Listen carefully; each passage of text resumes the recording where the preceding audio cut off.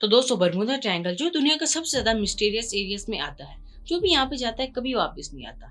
तो ऐसा क्यों है? ये इतनी ज़्यादा मिस्टीरियस जगह क्यों है? ये यहाँ पे जो भी जाता है वो वापस क्यों नहीं आता? तो इस चीज़ को आज की इस वीडियो में हम लोग डिटेल से डिस्कवर करेंगे और कुछ साइंटिफिक एक्सप्लेनेशंस को यूज़ करेंगे इन बरमूडा ट्रायंगल में होने वाली मिस्टीरियस डिसअपीयरेंस को अनकवर करने के लिए।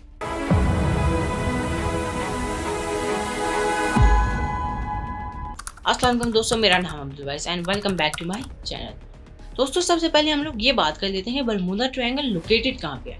तो बरमूडा ट्रायंगल अटलांटिक ओशन का सबसे ज़्यादा मिस्टीरियस पार्ट है और ये एक्सटेंड करता है फ्लोरिडा से लेके प्यूर्टो रिको तक, फिर प्यूर्टो रिको से लेके बरमूडा कंट्री तक और बरमूडा कंट्री से लेके फ्लोरिडा तक। तो इन तीनों कंट्रीज के बीच में जो एरिया था वो ट्रायंगल की शेप में होता है, इसी वजह से इसको बरमूडा ट्रायंगल नाम दिया गया। और अगर हम लोग इसके ओवरऑल एरिया की बात करें तो वो 10 लाख स्क्वायर माइल से भी ज़्यादा है।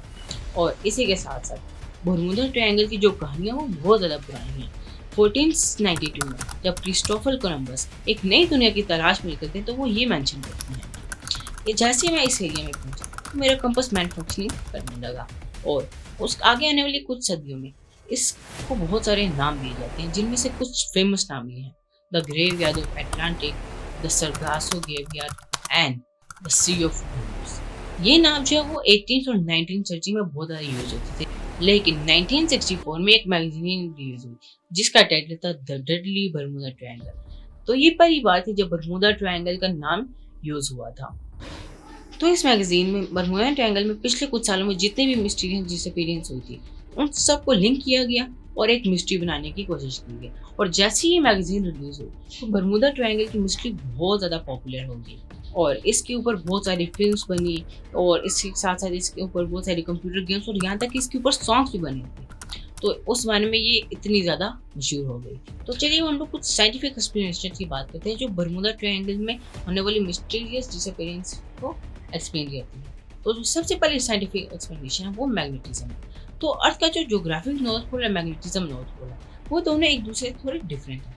जब हम लोग कंपास यूज़ करते हैं तो वो हमें मैग्नेटिक नॉर्थ पोल बताता है, जबकि ज्योग्राफिक नॉर्थ पोल जो है वो इससे थोड़ा डिफरेंट होता है।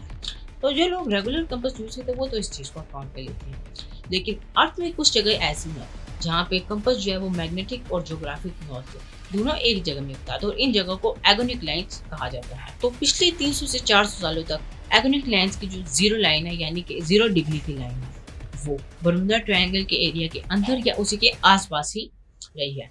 तो ये एक्सप्लेनेशन हमें बरमूडा ट्रायंगल में होने वाली कंपास की मैलफंक्शनिंग को एक्सप्लेन करती है। इसके बाद जो सेकंड साइंटिफिक एक्सप्लेनेशन दी जाती है वो है हरिकेन्स। तो बरमूडा ट्रायंगल दुनिया के सबसे ज़्यादा हरिकेन रेट वाले एरियाज में आता है।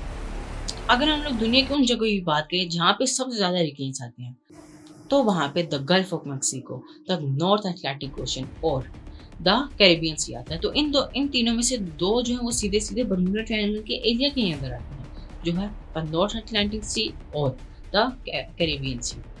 तो इस चीज़ से ये कंफर्म हो जाती है कि बरमूडा ट्रायंगल में जो ज़्यादातर शिप्स की डिसअपीयरेंस होती है वो हरिकेन्स की वजह से होती है, क्योंकि ये जब जैसे हरिकेन्स आते हैं तो कोई भी शिप यहाँ से गुजर रही होती है तो ये हरिकेन्स शिप को अपनी तरफ खींच देती है और वो शिप हमेशा के लिए डिसअपेयर हो जाती है। तो अभी हम लोगों ने ये जो दो साइंटिफिक एक्सप्लेनेशंस को देखा है, ये कंपास की मैलफंक्शनिंग और शिप्स के डिसअपेयरेंस को एक्सप्लेन करते हैं। तो यहाँ पे एयर क्लाउड्स और प्लेन्स कैसे डिसअपेयर होते हैं तो इसके बारे में भी एक साइंटिफिक एक्सप्लेनेशन दी गई है और वो है क्लाउड फॉर्मेशन। अब आप लोग सोच रहे होंगे कि क्लाउड फॉर्मेशन कैसे प्लेन्स के डिसअपेयरेंस की वजह हो सकती है। अमेरिकन साइंटिस्ट की एक टीम ने बरमूडा ट्रायंगल के ऊपर बनने वाले जो क्लाउड्स की फॉर्मेशन थी उसको स्टडी किया तो उन्हें वो चीज़ मिली जो आज तक पहले किसी ने नोटिस की थी। तो बरमूडा ट्रायंगल के ऊपर जो क्लाउड्स बने थे उनकी बाकी दुनिया में जितने भी क्लाउड्स थे उनसे अलग सी शेप थी, यानी वो हेक्सागोनल शेप थी।